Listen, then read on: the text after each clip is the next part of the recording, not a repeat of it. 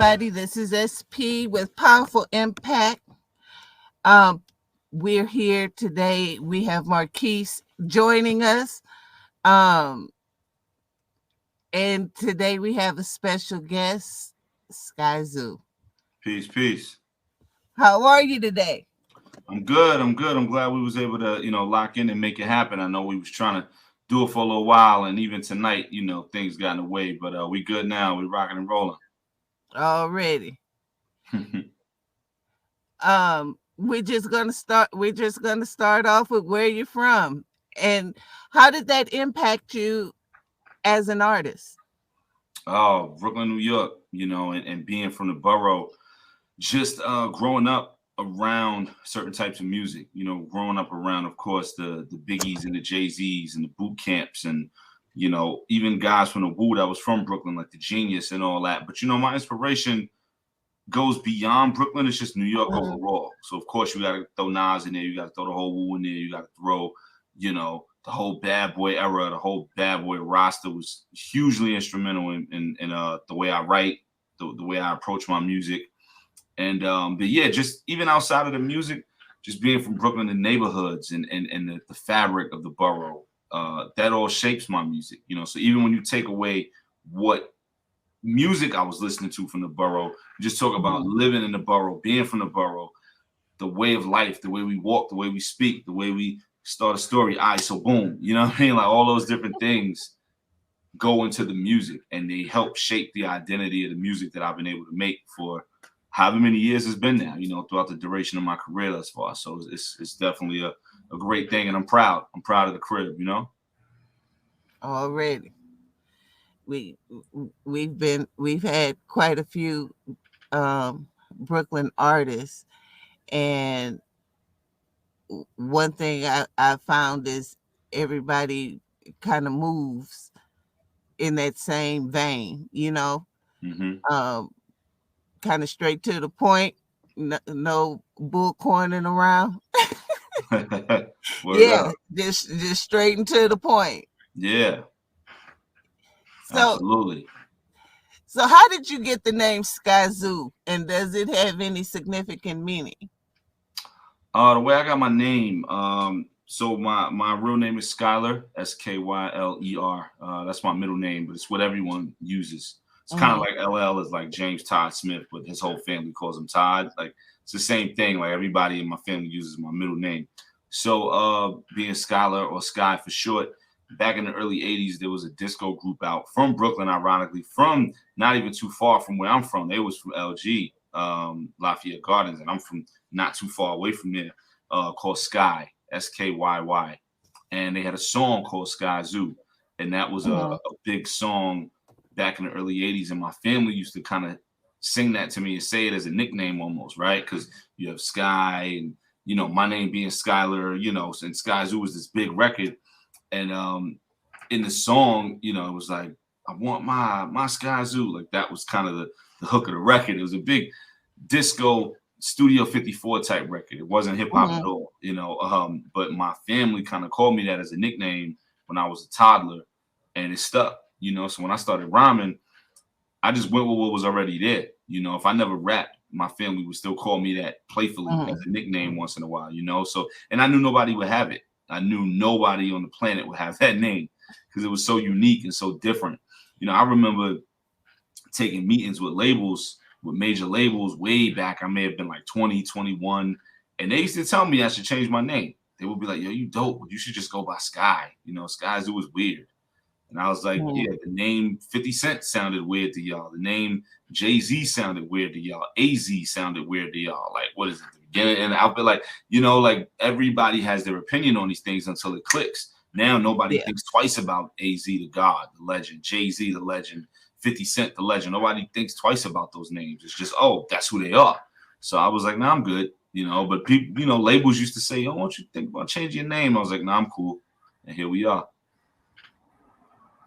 So how is the Brooklyn that you grew up in different from the current state of Brooklyn now? Well, it's vastly different, and I speak about it a lot on my new album, All the Brilliant Things. The album is about that, A to Z, So it's vastly different. I grew up in a Brooklyn that was community. It was a family. Mm-hmm. It was raw. It was rough. It was dirty, but there was that love and that sense of pride of the block, of the community, of everyone knowing everyone and being familiar with everyone. And even if you just met them, they was coming from the block, and it was love. They respected moving into the neighborhood, and you respected them for wanting to be in the neighborhood. And there was this family sense, there was this community sense, and everybody just being lockstep and key. And now it's completely changed. Now it's people who don't look like us, people who are not from where we're from, people who don't understand why things happen in the neighborhood the way they do, why the neighborhood runs and operates the way it does. Things as simple as an old lady sitting on the step every day smoking a cigarette. Things as simple as, man in the park playing his music, playing his drums, or playing his trumpet or saxophone every weekend, or a block party happening multiple times over the summer, going into all hours of the night. Like there's certain things that these new people don't understand, nor do they care to understand, because in their minds, we're not going to be there much longer. In their minds, we'll be gone soon. We won't have a say-so in the community, so it's okay. Just wait those people out. That's how they look at us. Just wait those people out. So it's very different.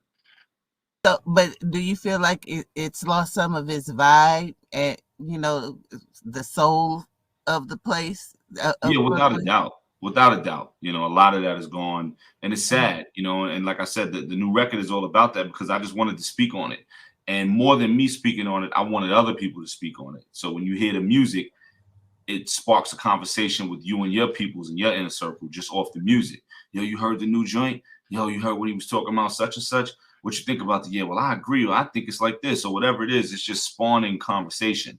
And that was the point of it, to enlighten and guide people on what's going on, and then spawn and spark some conversation. So it's definitely, lost that essence. But I'm one of the people that fights for it to continue to be that, and I don't even live in Brooklyn anymore. I mean, I'm a product of what's been happening. I live in Atlanta now, but I'm still in Brooklyn all the time. I'm still up there once a month minimum for business and, business meetings and music and things like that. And home is home. Every time I step foot in New York, I have to go back to my old neighborhood. I feel weird not doing it.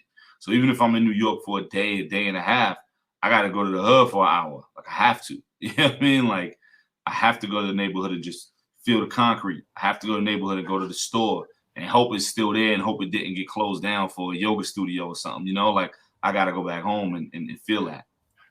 How does being in a different place affect your music or your style? It does, but it doesn't. I always say I could live in Dubai and still make the most Brooklyn album ever, because it's where I'm from. It's in the fabric. You know what I mean? So it that won't change. I got enough stories about my neighborhood and my city to last a lifetime. I can make 30 double albums about being from the K, and you think I still live there. I could be in Dubai. I could be in the Bahamas writing the whole album, whatever it is. Like, so I don't have to live there to have that in me, because it's in me. I don't need a refill. I'm overflowing with New York, good and bad. You know what I mean? So it affects it, but then it doesn't. It's dope being able to write this record in my house, in my 5-bedroom house, in the basement studio, and my man cave right here, and my 80-inch TV on the wall, and my son running up and down the stairs, and all the different things that I probably wouldn't be able to do in the borough of Brooklyn, especially for the price that I'm on. So, it's a blessing being down here for sure, but it doesn't take away me loving home. It doesn't take away me loving the crib. And it doesn't matter how long I've been back, how long I've been away from New York, rather. It ain't too many people out there that could be more New York than me and more Brooklyn than me. You know what I mean? I think it's me and Spike, and that's it. Yeah, me and Spike Lee, and that's it. Yeah, I always say I'm not from Texas. I'm of Texas. Okay. It's just a part of you. No matter where I go, I was a truck driver for years. So no matter where I went, that Texas still seep out you.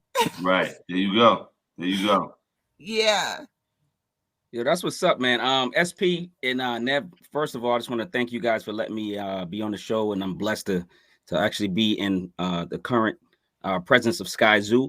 So I'm blessed. Appreciate it, man. You are an elite MC. Oh man, I appreciate the love, man. And I study your work, man. And when I say I study your work, I gotta listen to your album at least, I don't know, over 20 times just to really review it, because I review music and stuff. And sometimes I gotta sit with your album for quite some time and really listen to it, man, and like really get that good feel for it, so I can, before I even dive into it. But my first question is, you're a Brooklyn MC, man, and are your two favorite MCs still Jay-Z and Mos Def?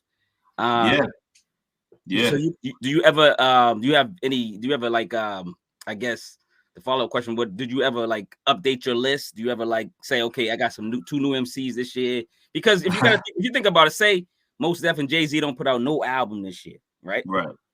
Yeah, it's been a while since either one of them put out. Exactly. So like, how can they still be your favorites if they haven't put out one in like 5-10 years?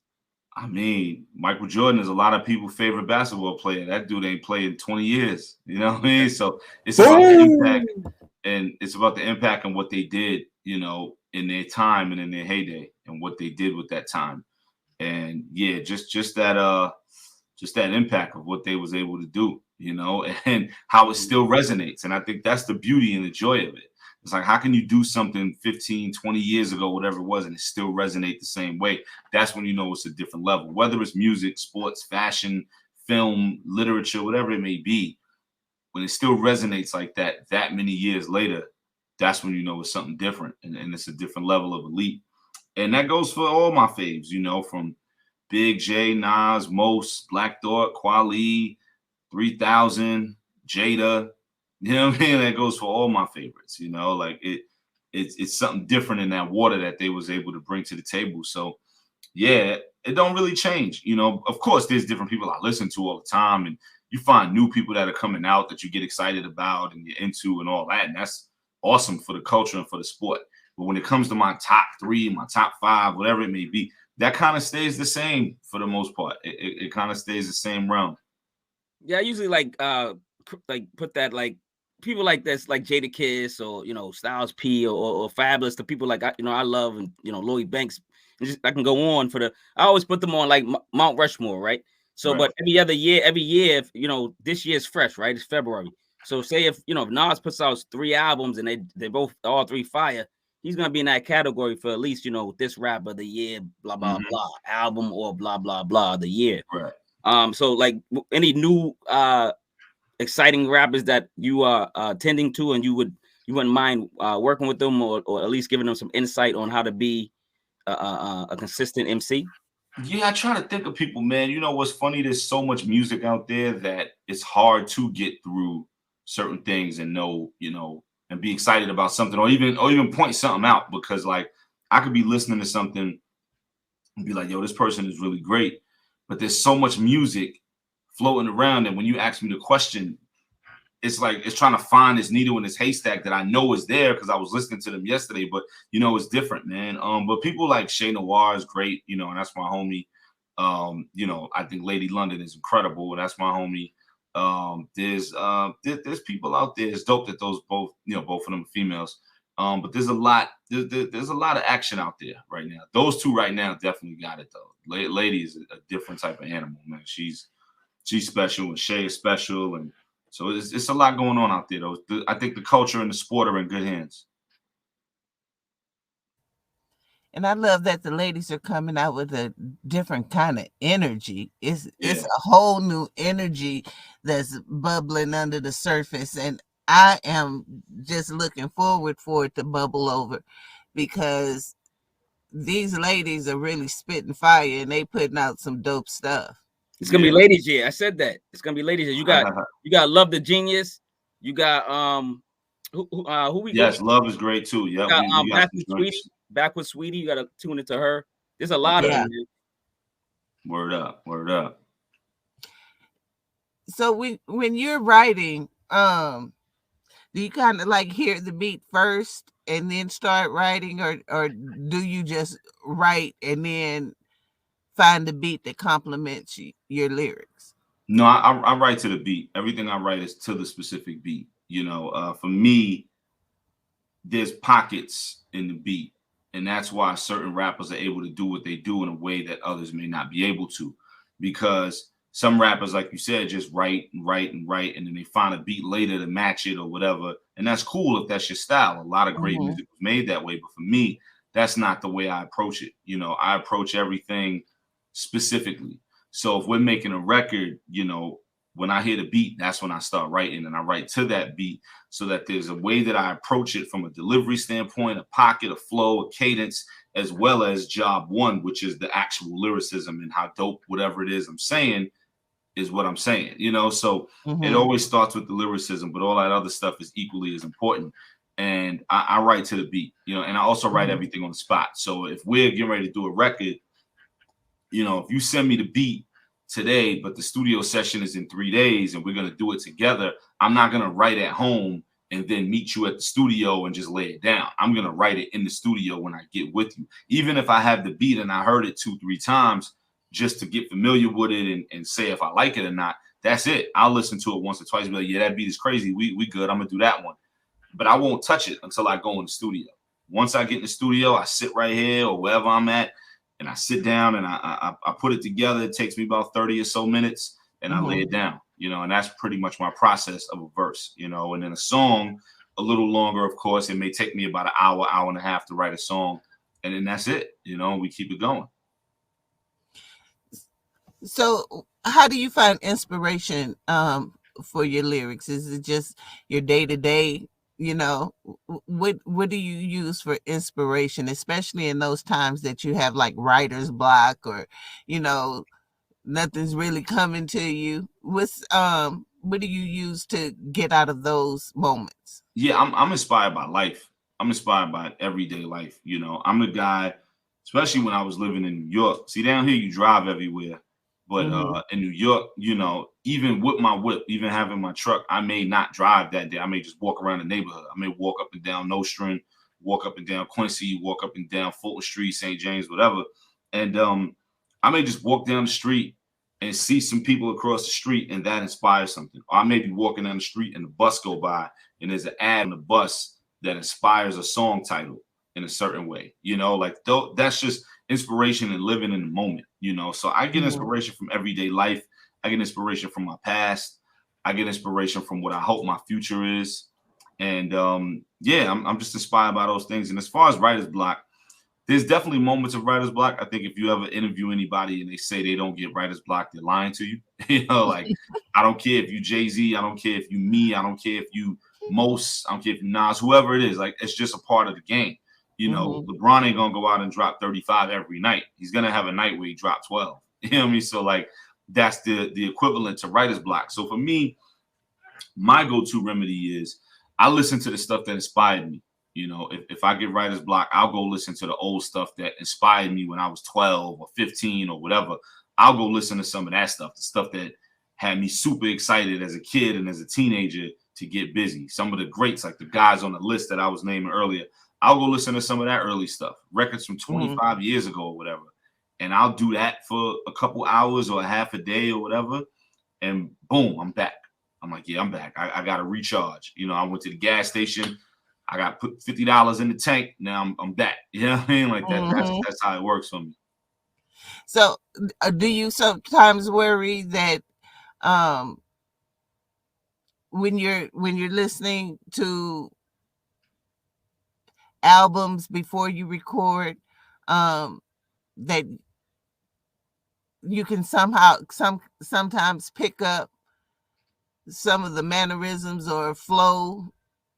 Yeah, I try not to listen to any new music when I'm working on my records. You know, if people drop albums, so and so drop XYZ, I won't listen to it unless it's something where it's like it's earth shattering, like, yo, Jay-Z dropped the first album in 10 years, you know, something like that. Yeah. Like, then it's like, all right, let's take a minute and listen to that, of course. But like, other than that, I won't listen to new music. I'll wait until my album is done, and then I'll go back, listen to stuff that dropped 2-3 months ago that I might have missed out on that I was looking forward to. You know, as far as when I listen to old stuff, nah, it doesn't seep its way in there. You know, you won't hear me listening to Purple Tape and then I start rhyming like Ray. You know what I mean? Like you won't get that. You know what I mean? Like, I'll just be inspired by what he did and his genius, and I'll turn that into my own thing and tap back into my own genius. You know, so I'm not. It doesn't seep in that way. But I am of the belief of I try not to listen to the new stuff because I don't want to be influenced by whatever everyone else is doing in the moment as far as the new stuff. I'm here to do what I'm doing in the moment with my new stuff. You know, the old stuff, nobody making new stuff is making the old stuff that I'm listening to tap back in. Nobody's listening to, you know, remaking records from 94 and 93 and all that I'm listening to recharge and refuel my gas tank. So I'm not really worried about it in that sense.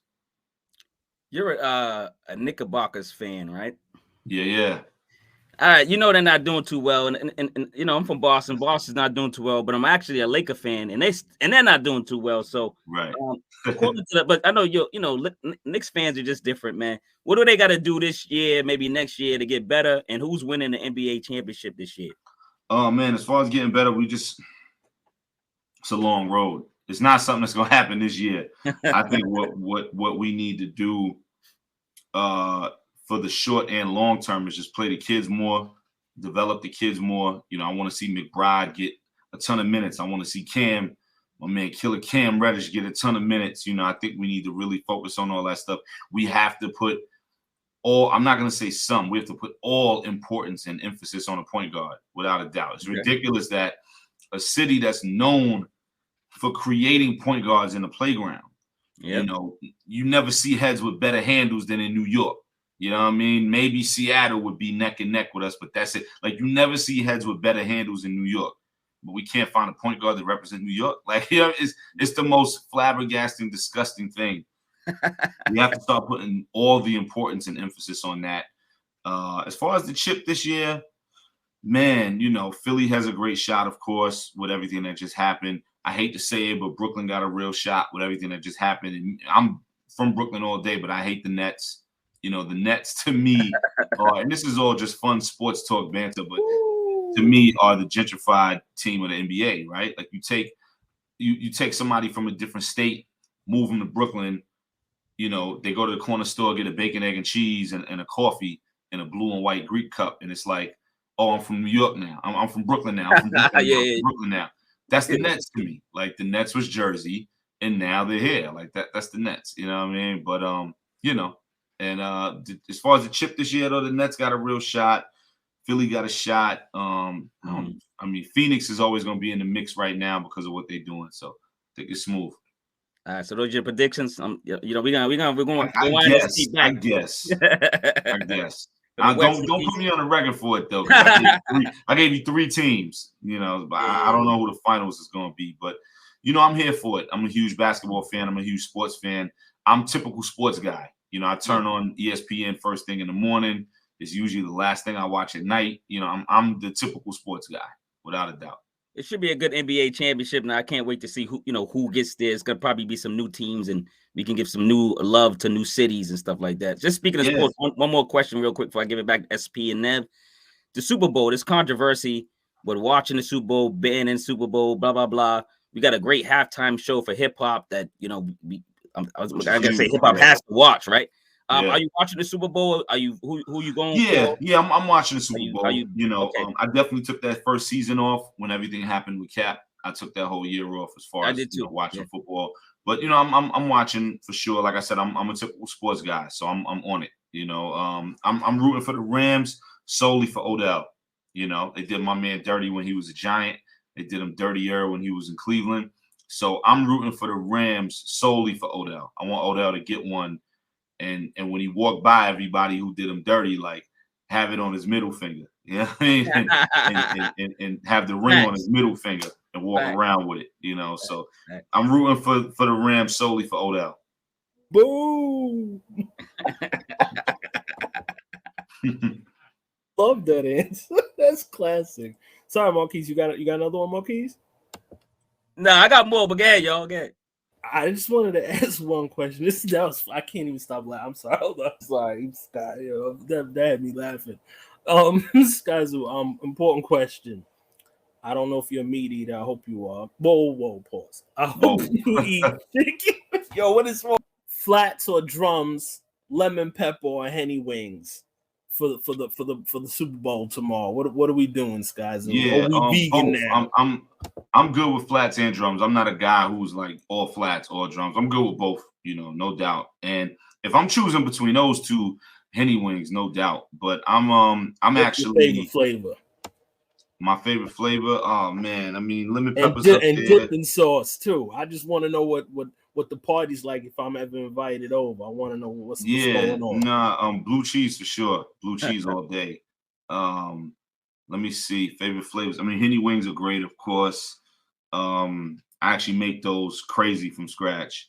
Let me see. Skyzoo, I'm picking up the cookbook whenever it comes out. I cook all the food in my crib. Like I actually do really cook. I'm actually making the food tomorrow. Like I'm making all the wings tomorrow. Oh, so you're not ordering nothing. So no. I'm making all the wings. I'm actually making mambo wings, like DC mambo wings tomorrow. What? So that's gonna be the highlight for tomorrow. All right, I really cook. It's like a side thing that I do. From scratch. Next vinyl album comes out. There's gonna be a bonus cookbook. I said it. Yeah, right. I really cook. But I'm actually making DC mambo wings tomorrow, which I'm looking forward to. I'm gonna make some lemon peppers as well. I was gonna do a third flavor, but I hadn't decided yet. So maybe I'll do the Henny thing. I don't know. I gotta get up early and take my son to school on Monday, so I can't go nuts on the Henny wings and be blasted. You know what I mean? So Skyzoo, as a yardie and you was a Brooklyn brethren, can I give you a little suggestion, brethren? Sure. What's up? Jerk wings. Some jerk wings. Yeah, I'm not crazy over super spicy food though. I'm not crazy over super spicy. Yeah, I'll do the jerk for sure. Skyzoo. Listen, I'll do the jerk for sure being from Brooklyn, but it gotta be to a certain extent. I'm not a super spicy guy. You know what I mean? I like to enjoy my food. I don't want to be drenching while I'm eating. You know what I'm saying? And drinking milk because the food too hot. Like I'm not a super spicy guy. All right, cool. All right, let's speak. Let me get focused again. I was just having a food vibe. I can't wait for the cookbook, guys. Straight up. Word. Yeah, we doing lasagna. Okay, that's different. Yeah. They say what Lil Wayne said. The G is silent for the gangsters. Look at you, yeah. Gangsters move in silence like lasagna. Yeah. So with all the stuff that's happening right now, and there's a big debate on Twitter about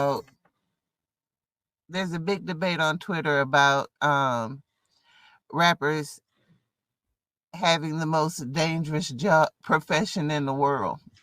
Mm-hmm. Do you agree or disagree? I definitely agree. I think there's some merit to that for sure. I think it's what you put out there is what you attract. Mm-hmm. The type of hip hop you make, the type of rap you make. But without a doubt, I think they just said Kodak Black just got shot earlier today. In LA, a couple hours ago. I saw that pop up at a Super Bowl party. He's all right, thank God. He as it currently stands, he's good. Huh? He got shot in the leg. No pun intended. It's like there's no other genre or art form where that happens. It's only ours, and I know why. Hip hop is from the street. It was born in the street. It was a genre of music born in the street out of necessity because we didn't have anything else going on. So there's reasons why it's like that. But again, anything could happen to anyone at any time. But I just feel like it depends on what you're putting out there and what you're exuding. That's what's going to come back. If you talk in a certain way in all your music, the people listening to that music, they're going to be into that. They're going to relate to it. They're going to be attracted to it. And then that's going to come back because those are the people at the shows. Those are the people at the clubs when you're doing a walkthrough. Those are the people at the festivals when you do, that's what's going to be in the crowd. People that's really living all the things that you're talking about. So, that goes for everything. If you make female-oriented records, it's going to be a bunch of females in the crowd, which is great. If you're making positive, think-forward music, everyone in the crowd is going to have a Huff Post Black voice opinion. You know what I'm saying? Like Huffington Post opinion for Black voices. Like if you're doing certain types of music, that is what is going to come to you when it comes to the real life element of that. So, but it's very true that it is right up there at the top of the list as one of the most dangerous professions that one could have nowadays. So is it life imitating art or art imitating life? I think it's both, without a doubt. I think it goes both ways. Yeah. Easily. It's so hard having grown up in the hood and trying to navigate your way through being as rich as some of these guys are and still not wanting to lose your roots, because the hood was, for me, the hood was not great, but I can't say that it was all hard. There was happy times, as many happy times as it was bad times, and it's kind of hard to navigate a new life without and not wanting to keep your roots. Do you think that plays a part in what's going on now? Yeah, without a doubt. Again, hip hop comes from the street. So on one element, you got to make sure you still good in your neighborhood.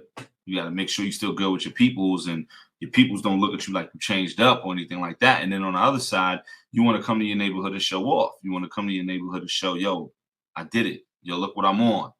Look where I'm at. And it may be others in your neighborhood that doubted you. So now you really want to put on, like, yo, look where I'm at and look where you not. And all those things is combustible. It all comes together and it explodes, So what do you think we can do to combat the violence that's happening now in the streets? I mean, they tried to prison it out. That doesn't work. We knew that wasn't gonna work from word say go. But it's been feeling like there is a sort of hopelessness that is a hopelessness that is a cloud in the neighborhood now. I don't know if it's the murder porn that the news shows all the time of black men, but it seems to be sort of a depression that's hanging over some of our communities now. What do you think we can do to ease the spikes in crime, or even just the level of hopelessness? Well, that's such a bottomless question. Like, we can't get to the bottom of it, is because these things were happening before hip hop. As much as we talk about everything that's going on with hip hop and how it's a direct reflection or sometimes an inspiration or impact for some of these things, we can't put it all on hip hop, because a lot of these things were happening before hip hop. A lot of these things were happening since forever. Everything stems back to slavery at the end of the day. When it comes to us, it comes to black folk and people of color, it all stems back to slavery. Every single thing. The root, it's this huge tree with these roots so deep in the ground. But if you dig all the way to the bottom where that first root is, it's slavery written on it. That's where all of this stuff started, from the need and want for validation, to the anger, to the angst, to the lack of appreciation or feeling underappreciated, to the respect level and feeling like we have to snatch our respect at the mere thought of someone thinking, the mere thought of us thinking that someone is not giving it to us when they could be giving it to us in abundance and we're just not seeing it right. It all stems back to slavery, So I really don't know how to solve it overall. I know there's certain things that we can do. Obviously, education has to take precedence. I think musically, certain types of hip hop have to be what runs the race as far as being at the forefront, right? Like, if the popular music is not about clapping everybody down and getting rid of ops and XYZ, then maybe that'll thin out a little bit. It won't cure it all the way, but maybe it'll start to thin it out a little bit if the popular music is not that, right? But then that's another loaded question, because that benefits people who have nothing to do with that world. They're just sitting behind a desk with a suit and tie and 3 phones going off at one time about this, that, and the third. And every phone is making millions of dollars for them. And it's these kids that live in these communities, in these neighborhoods where we're from, and it's just going haywire in a different way. So, I don't know if it's something that can be solved full on out, but it's something that we can start to solve. And maybe the generation after us, my son's generation or something, can get a step closer to solving it and continue to keep going. Yeah, I always have a problem with that word ops, because I think it's just a way that that's been found to dehumanize. Mm-hmm. It dehumanizes someone, and it makes it easy to kill them because, hey, I've taken away your humanity with Right. that word. How do you deal with your mental health and keeping a balance? Oh, well, I thank God every day for being someone who doesn't deal with that. There's a lot of people dealing with anxiety and depression and things like that. And I'm someone who's never really had that issue. We all go through moments where we're upset about something, or we're down about something, or,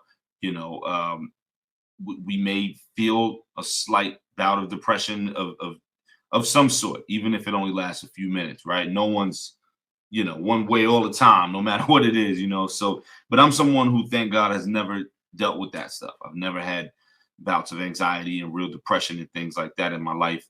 And I'm blessed to say that, because a lot of people that I know personally are the opposite, and they go through that all the time, and they deal with that. And I don't know what that's like. But for me, the way I cope, I'm somebody who, I make hip hop, I make music about the corner store, I make music about what's going on outside, I make music about the grit and the raw of what's going on with our people and the underlying current behind it. And sometimes those stories are heinous, and sometimes those stories is raw. But I'm also I say all that to say I'm also somebody who's close to God, So, I'm not a saint or a schoolboy by any means, or a choir boy by any means, but I'm somebody who considers himself to be pretty close to God. And I think that's a huge part of it for sure, being able to fight through all that, because that stuff is just a blanket. It's just like a blanket that's thrown on you, right? And you have that weighted thing on you, and no one knows what it is. So no one knows like where it comes from, but that's just a whole spirit that's on you of like, oh, this is the energy that I can throw on you. So if you got God in your life, no matter how perfect you may not be, if you got God in your life, you'll be all right. Now I've got 3 questions for you guys, if that's all right. Neville here. Okay. A lot of the artists don't want to answer this one, but I feel like since you brought it, I'm gonna bring it in the room. I'm gonna ask. I tend to ask artists, and it's interesting because I didn't think of that with you, funny enough. But now that you brought it up, is there like a particular faith that you follow, a way of life that you follow, that you think seeps out into the lyrics? That was number 1, and then I'll ask the other 2. No, I'm just a believer. I'm just a believer, very spiritual.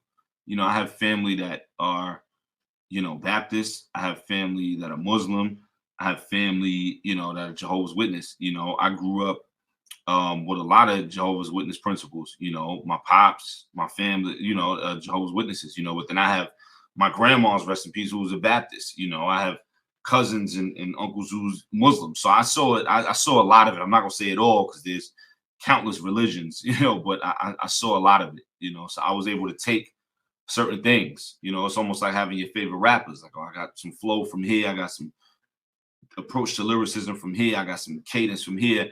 I was able to take certain things from all of these different walks of faith in life and, have my beliefs of what I think I'm put here to do and how I'm supposed to serve. So again, I'm not no quiet boy by any means, but I do believe in the higher power and the importance of that and the reality of that. It's like Rastafarians say, like, we don't really have a religion, we have culture, we have a way of life. It sounds like you incorporate it into a way of life, values, norms, principles, disciplines, and then boom, it becomes a gumbo, so to speak. Right. No doubt. my other question to you is, how did you navigate all of this? Because I've heard in interviews, I've heard you on your songs.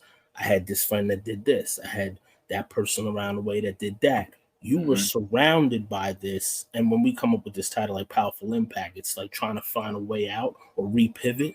How did you find your quote unquote path to get out unscathed, so to speak?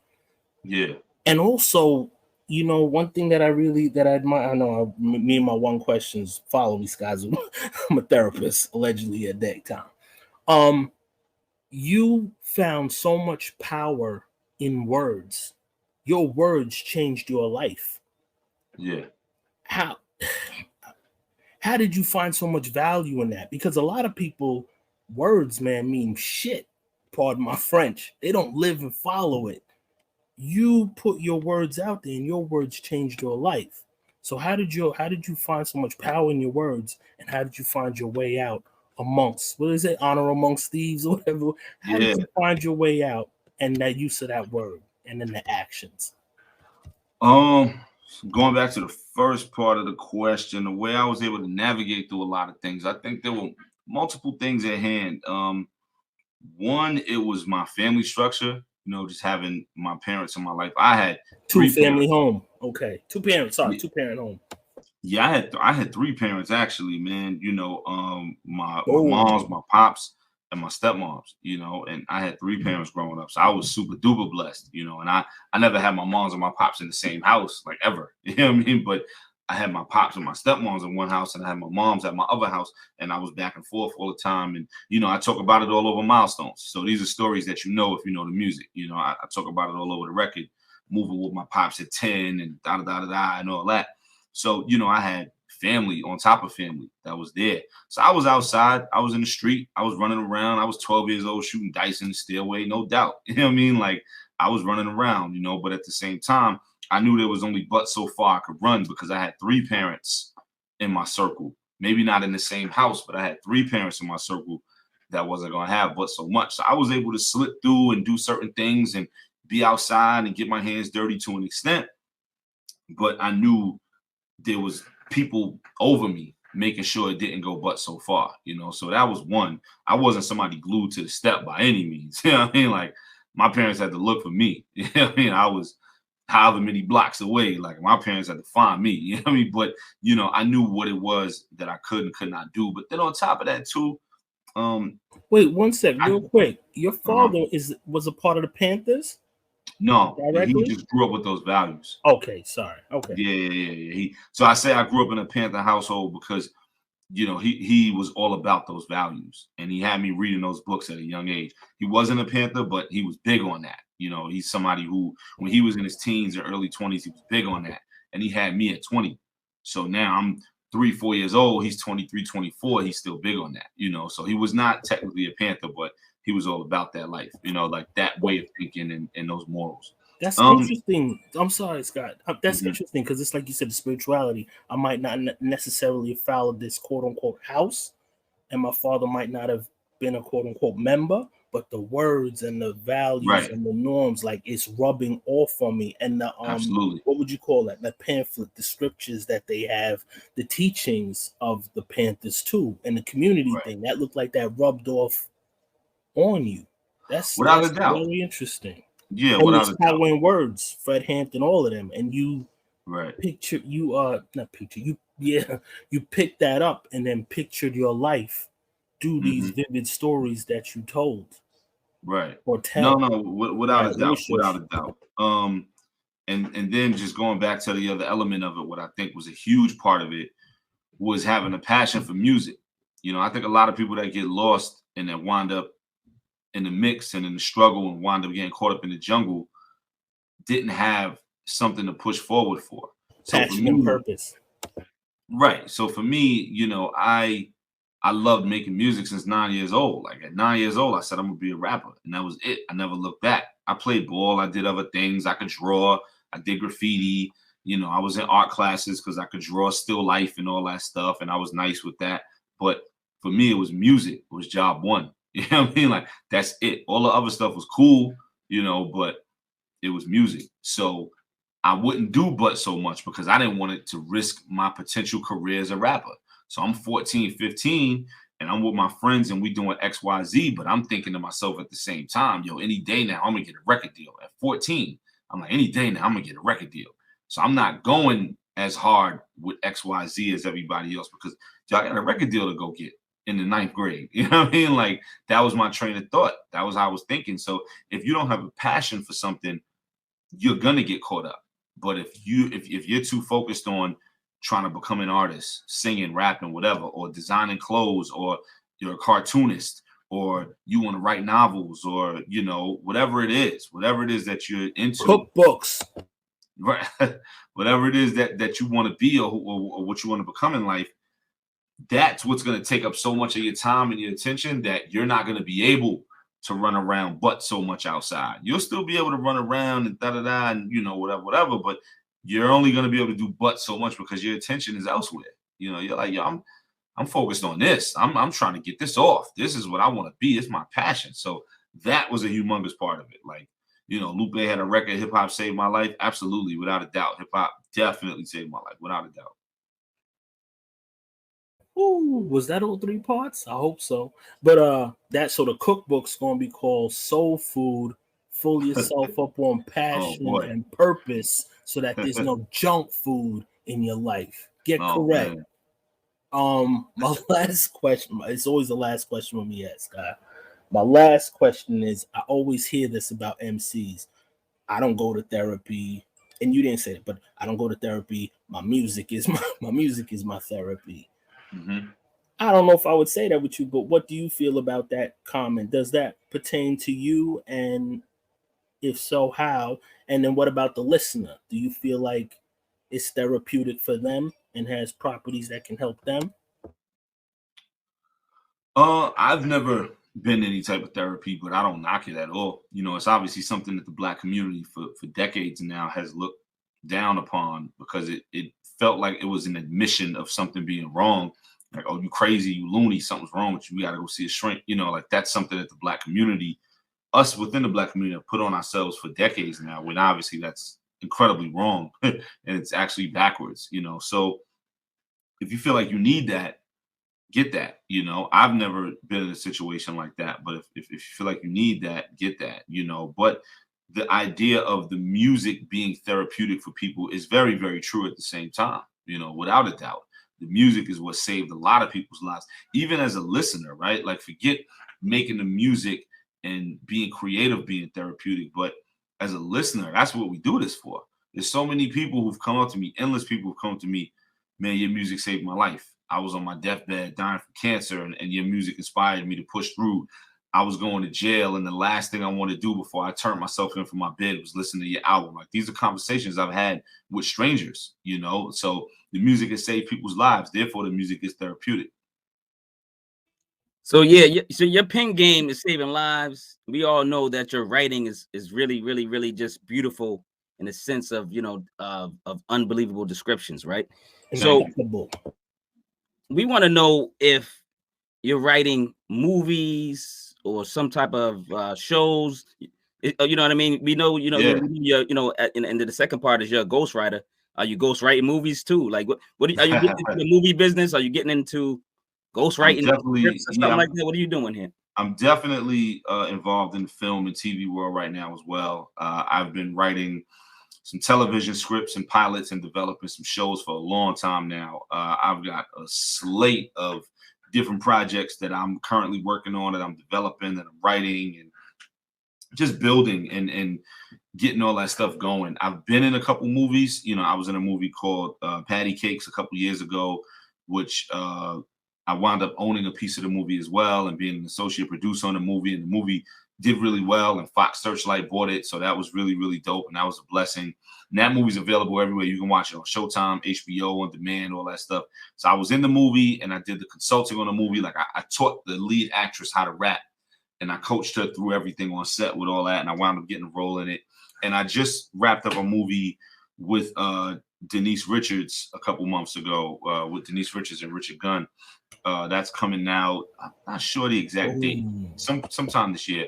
But yeah, it was all on my Instagram. If you go to my page, you see pictures with me and Denise Richards on set and all that stuff. Like, so I wrapped up a movie with her, and that was really, really great. And there's more things on the way. You know, I've gotten TV show offers that I'm dealing with now, and there's a show that came out that I was supposed to be in, but I got the role, and then at the last minute, it was some COVID stuff where, you know, they were scared with people traveling. This was pre-vaccine.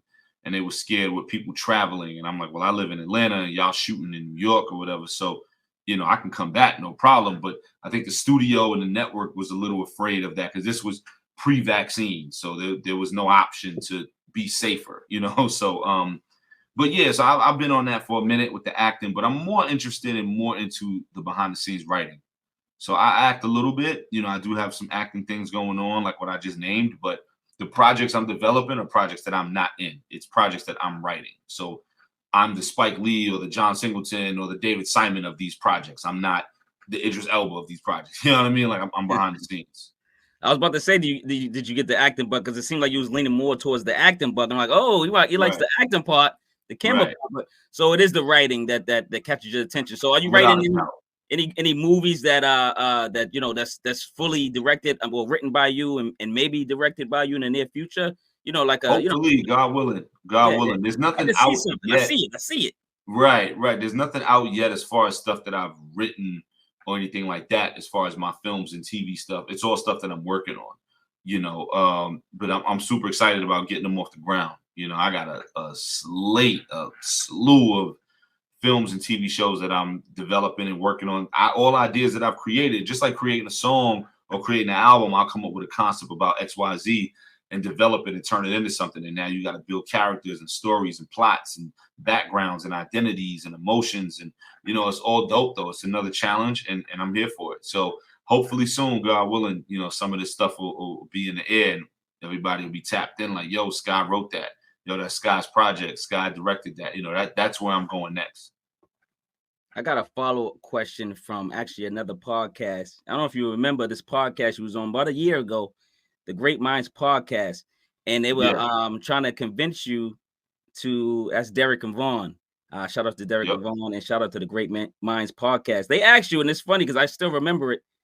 They was trying to convince you to watch Game of Thrones. Did you ever Game of Thrones? They asked you if you did you tap into Game of Thrones yet, or that's still not just not at all. I'm not into what I call like wizards and fairies and all that. Nah, it's got to be realistic. I'm not into any of that. The only stuff I'll watch that's not realistic is the Marvel universe. You know what I mean? Because it's comic books. I grew up on that. But nah, I'm good. No Star Wars for you either? Or Lord of the Rings? Never. No Star Wars, no Star Trek. Nah. X-Men, all right. So real humans with mutant powers. That's the extent of it. Just because of the background coming from comic books, you know. So nah, I'm good on all that other stuff though. Skyzoo definitely got superpowers. That's for sure. Lyrical superpowers for sure.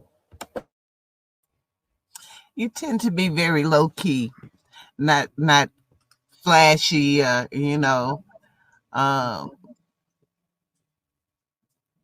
flashing your money on the gram. Gaudy. Right. What is that a conscious thought, or do you just is it just your personality? It's both. My personality is very low key, and you know, I'm not an introvert at all. I'm actually very extroverted, but I'm very calculated, and I'm in the cut observing, and then the extrovertedness come out. You know, I'm a Capricorn, so I don't really care about the attention. You know what I mean? Like I don't care about the attention. You know, that's not our nature.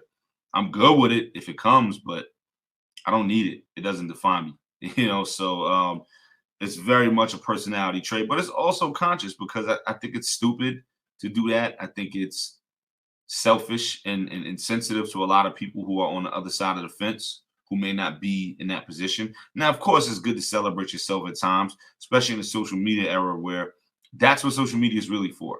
It's showing off, if we're being honest, especially the gram, because everything is visual. So I bought my truck. Yeah, I posted it. Or I'm hanging out with someone. So yeah, I'll post that, you know, whatever. But I'm not every day yo, on money challenge and blah, blah, blah. You know what I'm saying? Like, I'm not going to do that because it's very insensitive to people who aren't in that position. And it is inviting a lot of that other energy where heads want to get it on and it can get active, So I just think it's corny. You know what I mean? Like, I think it's corny. Yeah, I get dressed. If I get some sneakers, boom, I found them. I was looking for the so-and-sos. I got them. Yeah, no doubt. But I'm not going to sit there with a money phone, with a brick, Nah, I'm not. That's just not my personality. I'm good. We don't call that money over here. Yeah, I'm a Capricorn too, so I feel you. Word up. I only comb my half of the camera. Leo, baby, Leo. Let's go, Me Leo. Too, Leo too. Oh, but man, my mom is a up. Capricorn. They're very hard workers. I can't front. Capricorns are hard workers. Absolutely. And his catalog shows that. Your catalog shows that, Sky. Appreciate it. It as a matter of fact, you have one of the most consistent catalogs in hip hop. Thank you. Yeah, I pride myself on that. How do you keep that consistency and quality? It's on me to just be great. I feel like if I drop the ball, everyone before me who I looked up to would no longer be proud of me. Like, I feel like all these guys I looked up to, man, they was great. They were great. Some of them are here, some of them are no longer here, but they were great. So for me, it's just about that constant elevation and push to be great. That's really it. I don't believe in duds in a catalog. I don't believe in fillers on a record. I don't believe in, we took a bar off. Like, I don't take a bar off ever. I don't. I refuse. And part of that is God-given talent and gift. And a part of that is a continuous drive to just want to be great and be dope and make sure my legacy is bulletproof moving forward. So is that a lot of pressure on yourself to maintain that level of excellence that you've managed to consistently put out? It's pressure on myself, but it's nothing I'm worried about. Like I always tell people, I feel more pressure on myself than from anyone else. So I gotta one up myself. Whatever the last album was, I gotta double that on the next joint. I gotta make sure I knock that one out. So every time I drop, people always like, yo, man, this your best record, this your craziest record, this my favorite album. And then a year later they go, nah, this my favorite joint. This my favorite joint. You know what I mean? Like, so, and that's what it's about. That's the beauty of it. Especially with your catalog, for sure. Especially with your catalog.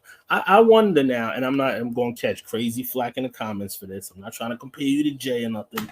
But when you really check out the old school, like you said, the old school rappers or the middle school or whatever, the golden eras, some of them, you've actually passed a lot of them when it comes to amount of albums and amount of quality albums. So I guess that's where the question comes with the is there more as an independent MC in the current state? Is there that pressure that you have to produce this amount of quantity? And that's hard with the quality, I guess. How do you balance that? Because those guys would take 2 years, 3 years sometimes to drop something and drop off and come back. You're doing this consistently, then dropping EPs, features, touring, blah, blah.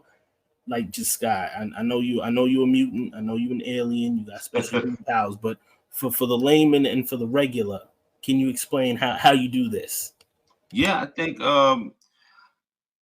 in 2022, you can't go every 2-3 years without dropping an album. You just can't. You will be gone in people's minds. One of my homies once told me something. He used a saying called mind space, and taking up mind space with people, right? Like taking up space in people's minds in the literal sense. And it's very real and very true. I live by that. You got to have real estate in people's minds and you can't let it go, So I don't believe in dropping, a mixtape every day, and all that sometimes people do for recognition and attention and getting the light put on them and all that. I'm not that guy, but I also don't believe in not dropping at least once a year. Me personally, I drop at least once a year, unless God forbid something's going on. Since 2005, I've dropped at least once a year, without a doubt. Now, whether you knew who I was back then or not, because I was young and just getting my foot in the game. But since 2005, I've dropped a mixtape or an EP or an album or a collabo album or a producer album, something. I've dropped something every 12 months without a doubt. And that's because you got to stay relevant in people's minds. You know, it used to be 2-3 years between, and then Jay-Z did that. When Jay-Z dropped in 96, he dropped every single year until 03. And he said he treated it like being on the block. And like, yo, nah, I got to keep killing them. I got to keep hitting them. Boom, boom, boom. Before you know it, heads was dropping 2-3 years. Now they're dropping every year. You know, he did that. He set that standard. And moving forward now in the social media era, nah, you have to do that. You know, it's too much going on. There's too much going on in too many outlets for other people to get in the door and take that space from you. You know, like you have to be constant and be consistent and be there. But now you also have to be great. So it can't be, yo, that so-and-so album wasn't that good. Well, I mean, he did just drop last year, so you give him a pass. You can't do that because now your legacy on the line. You know, now your name on the line. Like, yo, he had great joints, and then boom, we dropped the dud. Damn, the dud. Can't do that. If you care, you can't do that. Yeah, and I'm old school. You did that to us. We wouldn't buy now another album until you act right. Right. You know what I mean? Absolutely. It was just too hard. It was just too hard to get records. You know, you drop a dud, you were on a punishment for about 2 years. When you said what you wanted your legacy to be as an artist, what do you want your legacy to be as a man? The first thing, a great father. That's job one. You know, the first thing, a great father, great person, great human being, somebody who stands on their word, lives by their word, do right by people, you know, family, friends, loved ones, all that, you know. And then the music is like 7th on that list, you know what I mean? But all those other things, fatherhood is number one for me. And the name of the show is Powaful Impact. Who are the 3 people who had a powerful impact on your life, either personally or professionally, and why? Oh man, 3, I would say my parents. You know what I'm saying? Like, you know, my moms, my pops, my stepmoms, which I don't even use the word step, but you know, my stepmoms. So that's 3 right there. It's tough though, because I've been blessed to have so many impactful people in my life. You know, my parents, obviously, because of who they are and what they've done and how they've built me, the things that I was able to do and the things that I weren't able to do because of them, you know. So there's that. And I think if we move it to like music and all that type of stuff, which is probably what people want to hear, you know, Spike Lee, without a doubt, and people know that. I did a whole record about him. Jadakiss, without a doubt. I always say my heroes was my pops, Spike Lee and Jadakiss. Yeah, those are my heroes. I mean, so we'll probably leave it at that. That's fun. Yeah. That's interesting, even though it's not Most or Jay-Z. That's interesting. Even though because the way Jada impacted me growing up was like nothing that had really been done. You know, huge Jay-Z fan, of course. Most of like they're at the top of my list. You know what I'm saying? So, but it was that feeling when I heard Jada. You know, it was that, yo, what is going on? Like, who is this? Like, dude could do no wrong. Like, you know, it was that whole feeling. And I learned so much from Son from afar, you know. So like he really was my hero for a while, you know. Like I had a line on a freestyle I said many years ago. I said, 14 with a flow. I was underneath the block, thought Jadakiss was Jesus. I just wanted to be the locks. Like I really thought like Jada was Jesus. You know what I mean? I was like, this guy could do no wrong. He walks on water. You know what I mean? Like, you know, Goodfella Jada, 96, 97, Goodfella Jada, talking about moccasins and Louis slip-ons and sweaters and come on, you know what I'm saying? Like mob hats with the feathers, like that Jada. And I love Jada. Don't get it wrong. I love Jada, every era of Jada, but that was the Jada that captivated me as a 14-year-old. And as he grew, I grew with him, you know. And so, yeah, that's one of my heroes without a doubt. Speaking of powerful impact, people that affected your life, you said your father's a big one, and you actually did a whole album called Milestone. It's a brilliant album, man. It's one of my favorite albums from you. It's something I listen to on a constant. It's a real personal album between you and your father, and then you being a father as well, and continuing success that I can see you're passionate about your family, and I love that.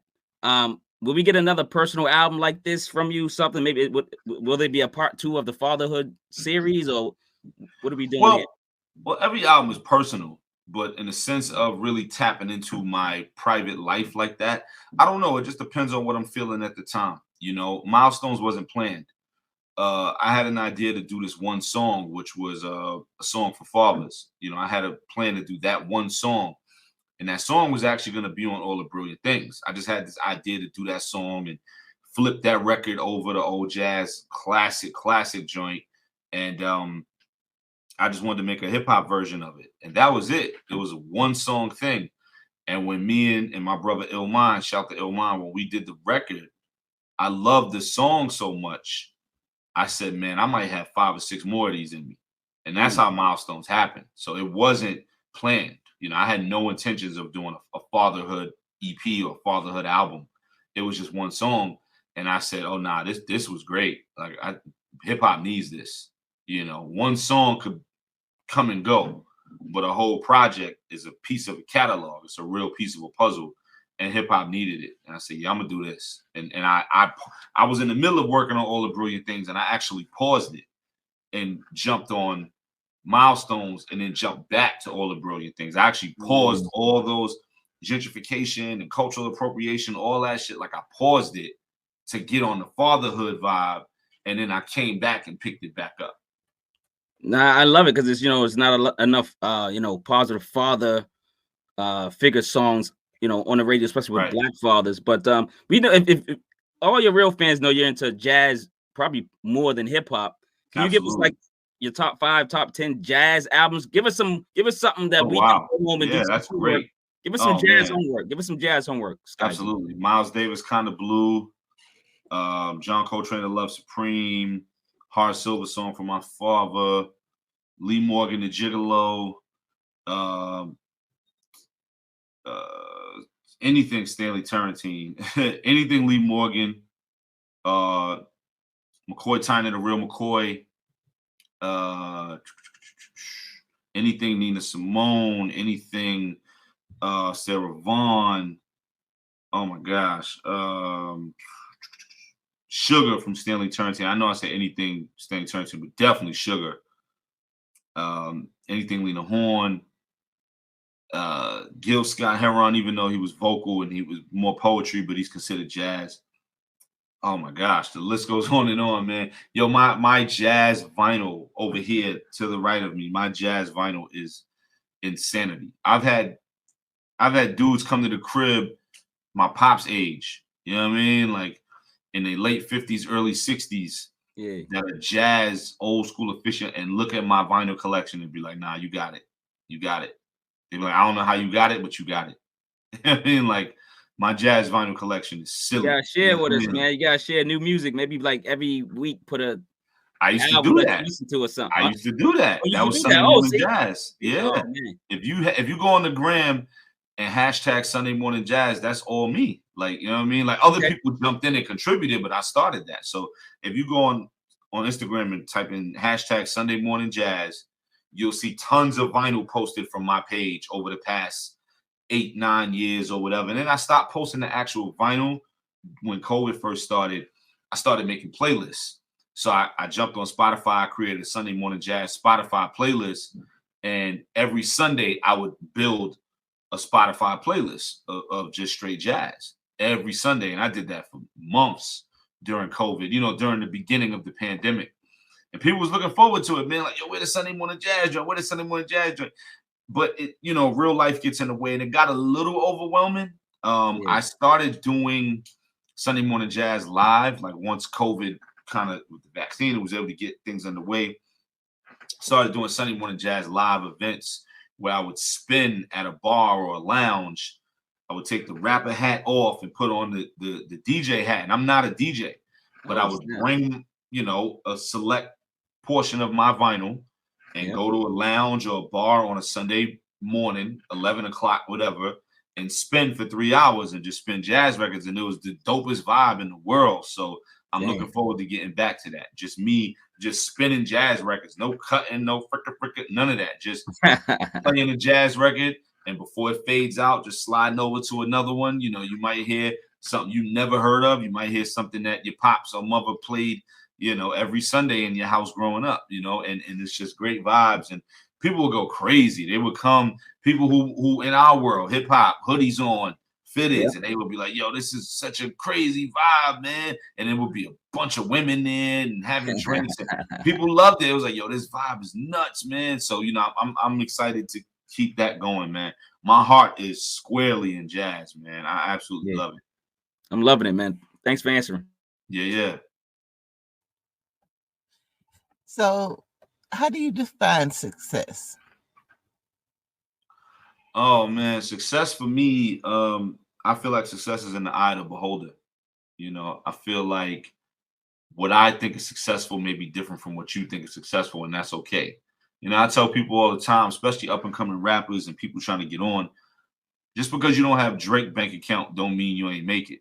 The moment that you can fund your life, not have to go to a quote unquote 9 to 5 or do anything else, and solely live off your art and your passion, whether it's music, whether it's film, fashion, photography, literature, whatever it is. If it's anything in the arts and creative where the money is elective, right? Where you're not getting a paycheck every 2 weeks, where it comes and goes. You may have a spurt for a month where PayPal's is flowing in. And then for a month after that, it's dry spell. Anything where that's your field. If you're able to survive and live comfortably off of that and not have to work, you made it. Whether your bank account says 100 million or 10,000 or 5,000, whatever it is, if you're able to live that way without having to go to work, you made it. And now it's just about how much further you can go. So success is in the eye of the beholder. So what is the overall message that you would want even the most casual listener or your biggest fans to get from your music? For me, it's the relatability, the storytelling, the connection, being able to see yourselves in the music, even if you're not from where I'm from, never walk the walk that I walk or talk the talk that I talk, just the connection and the relatability. And I want people to be able to always go back to the music for years and decades from now and be like, yo, yeah, remember that? We was listening to that 10 years ago. It still sounds like it dropped today, because that's what we do with the music. We listen to Illmatic, Reasonable Doubt, Ready to Die, Liquid Swords, Purple Tape, AT Aliens, Black Star, Slim Shady LP, whatever. We listen to all these things as if they just dropped. And these things is 25 plus years old, and that's the beauty of it. So you want to have that type of staying power moving forward. We was on Illmatic 25 years later. At some point, it's going to be like, yo, it's the 25th anniversary of A Dream Deferred. Like this year is the 10-year anniversary of Dream Deferred. So at some point, it's going to be the 20th and the 25th, and you want it to matter. And it matters because the music is great. It doesn't matter just because it matters. No, it'll matter because the music was great. So that's what it's about for me.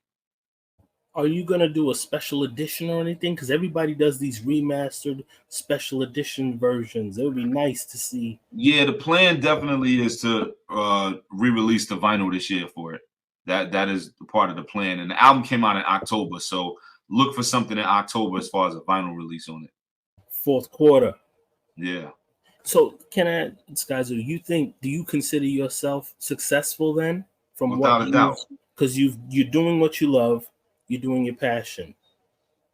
You feel like you're successful. Now, without a doubt, I bought houses and cars off music. You know what I'm saying? And you got out. Like, I'm in my house right now. Like I bought a I set it on Metropolitan. I took it to a 5-bedroom mini mansion in a cul-de-sac, prestigious subdivision. I brought my son to that. Like, I did that off music. I did that off rapping about the corner store. You know what I mean? Like, with your passion and with your love. Absolutely. Without a doubt. I haven't had a 9-to-5 in 16, 17 years, something like that. More than half your life. Wow. Absolutely. Without a doubt. You know, that's so amazing. Yeah, it's a blessing and it's something I worked hard for. And even with the hard work, you still got to be blessed. You still got to have that blessing come down. So I'm absolutely successful, without a doubt. I wake up in the morning, take my son to school, and if I want to get back into bed, I can. I never do because I got stuff to do. But if I wanted to, I could. A lot of people can't say that, you know. So I'm absolutely blessed, without a doubt. Absolutely successful. Your passion of hip hop is getting into the NFT market. And you know, like Nas had a release of 2 NFTs recently, and it went bananas. It crashed the first week, and then the second week it was successful.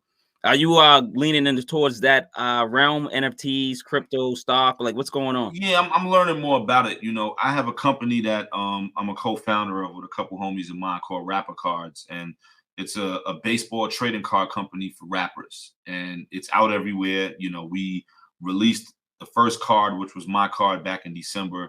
Limited edition autographed card is sold out in 2 hours. We followed that up in January with a Shea Noir card. Her card sold out instantly. We have more cards coming up on the way. These are physical cards, you know. So the NFT element is coming for sure with the cards, but we are taking advantage of the physical element. So the actual trading card, the baseball card, you know, that we grew up on. You know, you may get a Penny Hardaway card, you may get a Bo Jackson card, you may get a King Griffey Jr. card, all that. You can get a Skyzoo card, you can get a Shea Noir card, you can get a so-and-so card, you know. So we have artists that we're signing to our roster, and we're putting cards out, and the collectible scene is insane right now. You know, and I wasn't really privy to it until last year when I got into this with some buddies of mine, you know, that they actually put me on. Like, man, the collectible scene is bananas. Like, the trading card scene, the physical, forget the NFT, the physical cards, it's crazier than it was in the 90s. Like, I mean, LeBron cards going for $1.5 million.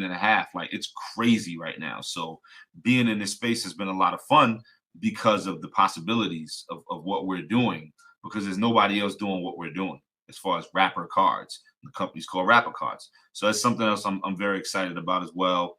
And it's another hat that I have on, you know. So I haven't had a job, quote unquote, in 16, 17 years, but I still work hard every day, you know, whether it's music, whether it's film stuff, whether it's TV stuff, whether it's ghostwriting, whether it's this business now. You know, I'm working on opening a restaurant down here in Atlanta. So, like, I still work hard. Not having a job doesn't mean you don't work hard. It just means you have a career. And there's a big difference between a job and a career. Just real quick, to the rapper cards.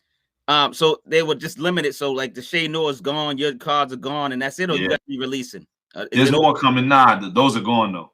Okay, just wondering. Yeah, yep. So we do 100 on each, and once it's gone, it's gone. It's like sneakers. Once it's gone, it's gone. But there'll be another artist coming in a couple weeks, and another artist a couple weeks after that. You know, like, and that's how we do them. So we got to get it. All right. Right. You got to jump on it. Sky, I'm sorry, you're not my therapist or anything, nor my spiritual coach, nor my life coach, but I'm asking for advice here, and I know it's helpful to the people. You're talking about doing what you want, doing what you do with a passion and a purpose.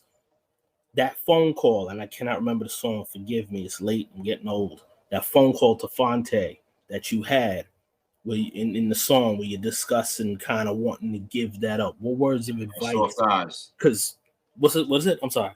Soft eyes. Yeah, like, this is my passion right here. There's times I want to quit this. There's times I want to quit whatever. So to the person that's in school, that's at their job, that's at whatever, it's their passion, but they like, man, I don't want to be out here pushing these, because I heard you was pushing the mixtapes for like 6 to 8 years or whatever.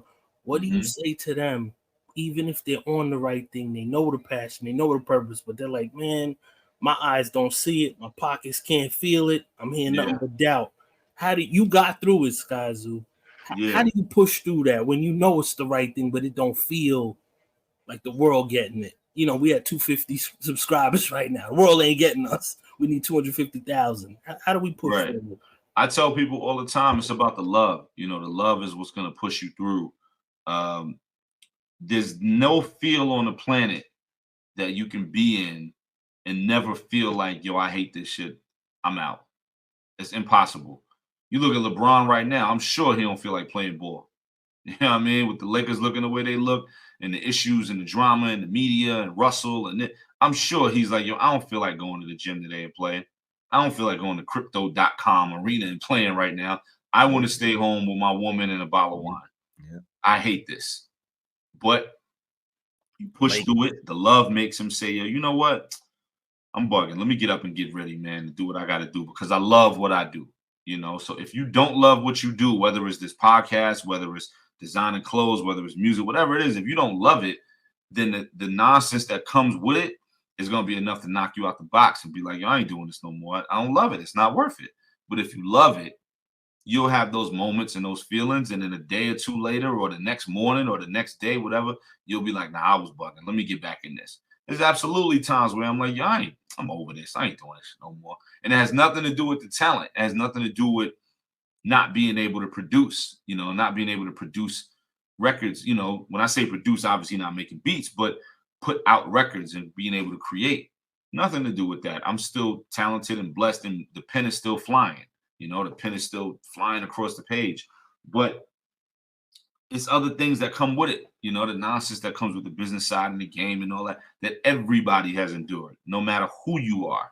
You could be somebody who just started yesterday. You could be somebody who sold 20 million records. Everyone has endured their fair share of nonsense within the game. And at times it's enough to make you be like, I don't want to do this no more. But then when you sit back and regroup, the love kicks in and reminds you, nah, we back in it. And that's all it comes down to. That's the best piece of advice on that I could give somebody. And it seemed like you had strong people around you supporting you too in it, like a Fonte or whoever to support you and say, yo, soldier, come back, keep going.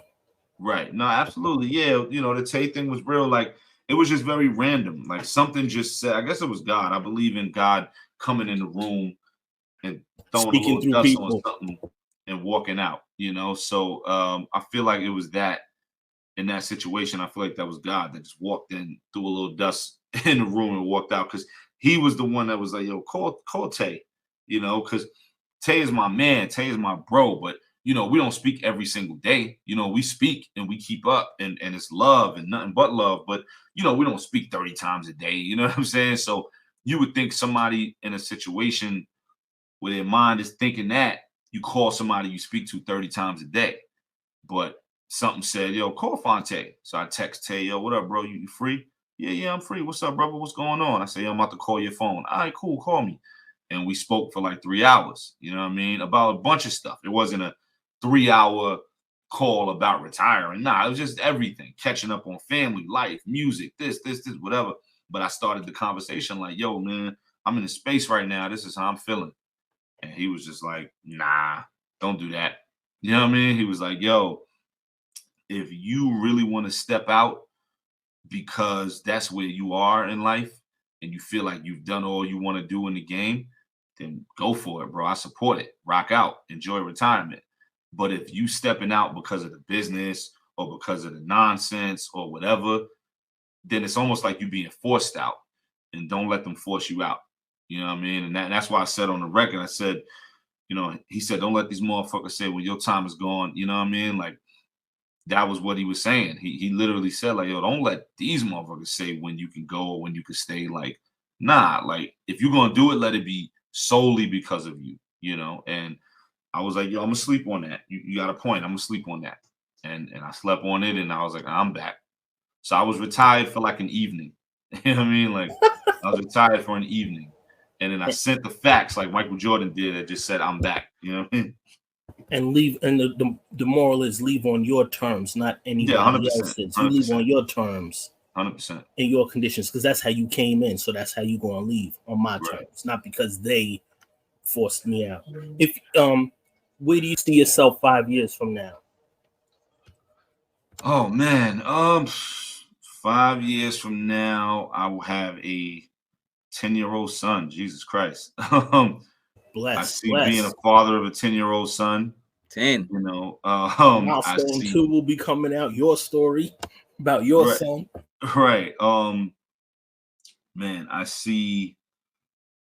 don't know how much more music. Hopefully more music, but I don't know because I'm not 20. I mean, I'm 39. You know what I mean? I don't know. That would be great. Definitely creativity of some sort, whether it's the music, whether it's writing, film, TV stuff. Definitely film and TV stuff. You know, definitely that. I want that bad. That's what I see. And Scott, continued peaceful. Scott, I'm 44. I'm going to be buying your albums at 50 if you drop them. Trust me. I just got the last one on vinyl. I appreciate it. I appreciate that. And I do think there's an ageism thing in this thing where it's like, you know, it's not like like physical sports where, man, my body can't do it or whatever. This is a sport that I think you could keep going and doing. Maybe not tour as much and all that, but you can keep without a doubt. The thing about hip hop is a young man's sport, you know, because it came from that. And the things that you're talking about in hip hop come from the youth. Now, obviously, that tree has grown more. So you have rappers Jay-Z 444 talking about fatherhood and you know, home ownership and stocks and things like that. And that's wonderful. Right. But you know, hip hop for the most part is a young man's sport, you know, as far as the powers that control it. Even if you was trying to get shows and all that, like the people that just control the scene, the awareness of it, it's a young man's sport, you know. So it doesn't mean you can't rock. I mean, you know, Jay-Z did the album with Jay Electronica a couple years ago. At the time, he was like 51 years old, and he was able to, you know, continue to go, you know. So and Busta about to drop one with Dr. Dre allegedly. Nice. And he's got to be what, 52? Something like that, maybe 51. I'm not sure. And Busta's great. Busta's incredible. It's about to be fire. I heard a song that he did. He was playing a sample by Jay Dilla. Woo! Okay. Scott, you got to get that new Jay Dilla book, Dilla Time. I'm just saying. I definitely have it. I posted it. I'm done. Oh, I forgot who I'm talking to. Yeah. This is the thing about hip hop. Hip hop is 47. Hell, I'm older than hip hop. Allegedly. Real. You know what I'm saying? Real. Everybody keeps saying it's a young man's game, but it's only a young man's game because it was started by young people. But now those young people are older, and I agree. Those I older agree. people Yeah, are still dope. People who was listening to hip hop in its inception are now grandparents. So I'm curious as to how that's going to work because we haven't seen that yet. We haven't seen that generation yet, right? Like rock and roll passed that line in the sand already, and blues and jazz, and they all passed that line in the sand already. So hip hop is approaching that line in the sand, and I'm curious to see how that goes. I think as long as you have we the have passion Dr. for it. Dre at the Super Bowl, so I'm pretty Right. sure that there ain't no line. It's the only lines in the sand is the ones we drawing for ourselves. I dig it. Yeah, as long as you got the passion for it, and you're training your brain on a monthly, yearly basis, man. It's like riding on a bike, man. We welcome your music, man. Keep going. You know, all these old school rappers. I'm waiting for EPMD. I'm waiting for like all these people to drop. Hopefully, absolutely. He starts rapping. I'm not saying you can't still get busy. Don't get me wrong. I'm saying we know what the game is, and we know how it's played and how it's controlled by, and we know how it was started, like you said. So again, I'm curious as to how it will be for hip hop when. But rock and roll, jazz, all of them keep going. Skyzoo, I guess because it is young. I guess you're right. That's my point. We have not gotten to that point yet, you know, like rock and roll, all that's been around for 70, 80, 90 years. Like you said, hip hop is 47. We have not gotten to that point yet, you know. But to see the longevity. Every day we're getting closer and closer. Your work does hold the test of time, though, which is interesting. Oh, without a doubt. And I appreciate that. If you were not an MC, what are some other careers or hobbies you would have pursued if you had it to do all over again? Like that Tenet movie. If you won't go back again, Skyzoo, what would it be? Remember that movie Sliding Doors? Yeah, no, I know what you mean. Yeah, anything as far as writing. You know what I mean? Without a doubt. I've been a writer my entire life before I started rapping. James Baldwin. That's what you said? James Baldwin, Langston Hughes. Right. Yeah, absolutely. Anything with the pen. Anything with the pen for sure. All right, I'm done, y'all. Anybody else? I'm done. Thank Just you. wanna- Skyzoo. I just want to thank you so much for coming on. This has been really a dream. Me and Nev has been kind of whispering, is he gonna come? Harass him, Nev, harass him. Well, he made me pay. I said I had to go like an hour ago, and he kept going. So he made me pay. I ain't even eat dinner yet. So he was like, "Yeah, you cool. You staying." We were so I'm buying excited. merch. We I'm were buying merch. so excited. We Nah, were that's so cool. excited to talk to you. We support you, man. Nah, I'm joking, spend man. money. I appreciate the love. I appreciate the love. As a matter of fact, I wouldn't book anybody else until you gave me a date. Oh wow, that's real. Facts. That's Facts. real. I Oh, was man. like, yo, you gonna put 8 other people on, and I was like, yo, are you kidding me?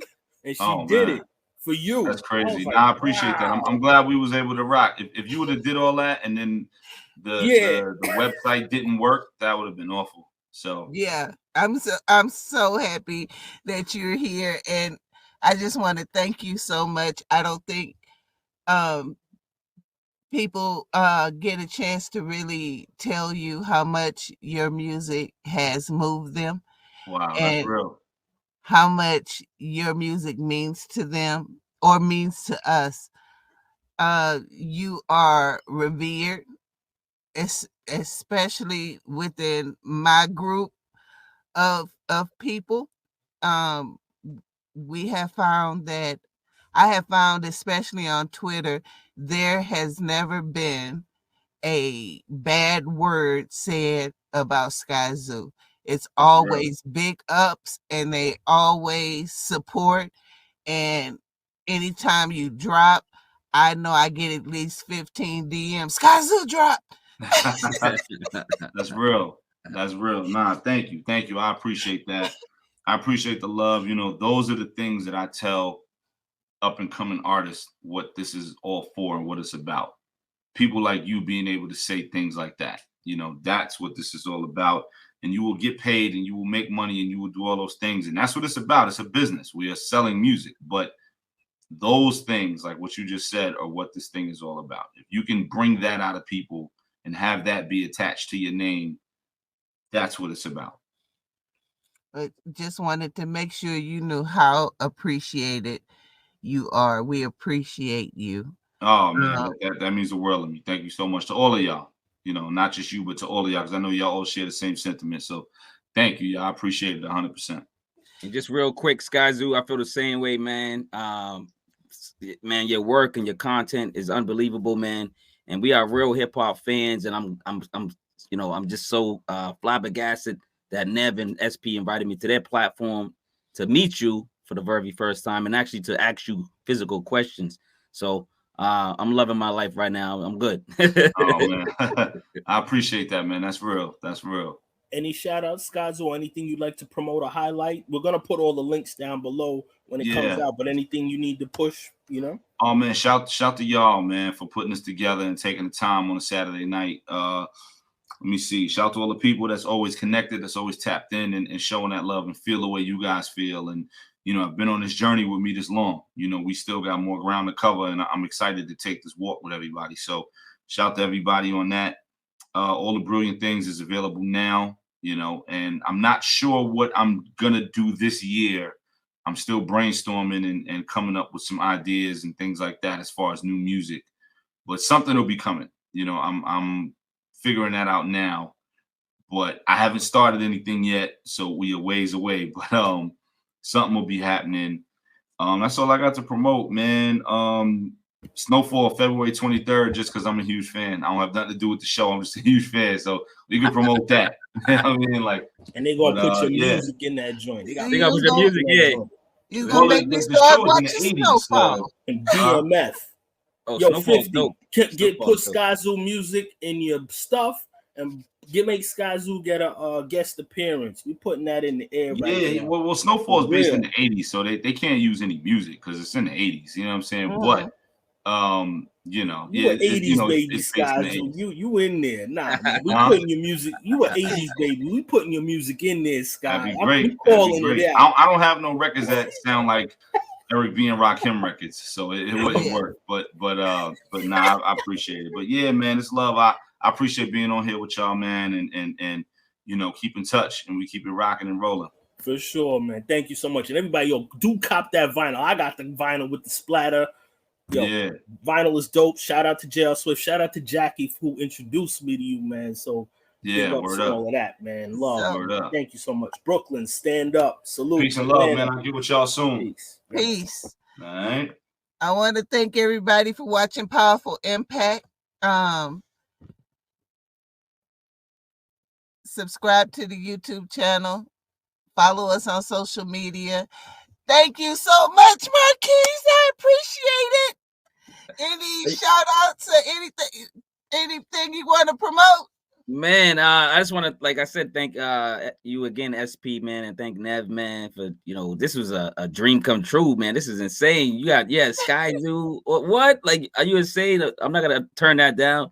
But just to really promote, I got the Passive Podcast Sundays on YouTube on Sundays at 6 p.m. We're not doing one tomorrow because it's Super Bowl.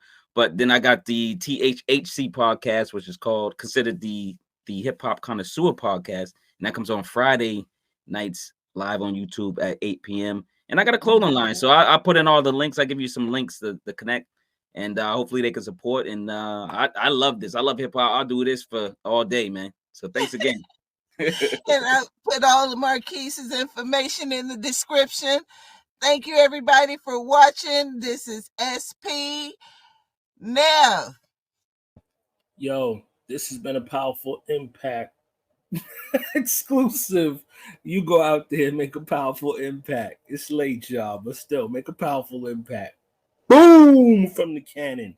I just heard Stephen A say it on the game, so it's definitely hitting. All right, don't even play.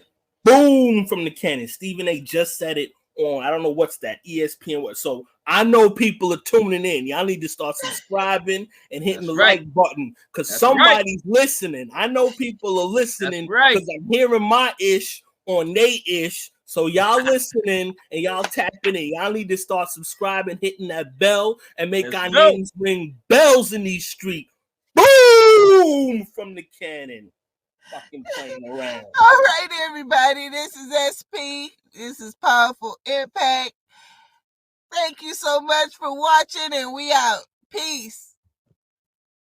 No biting allowed. Come original. Boom! Bite all you want is flattering.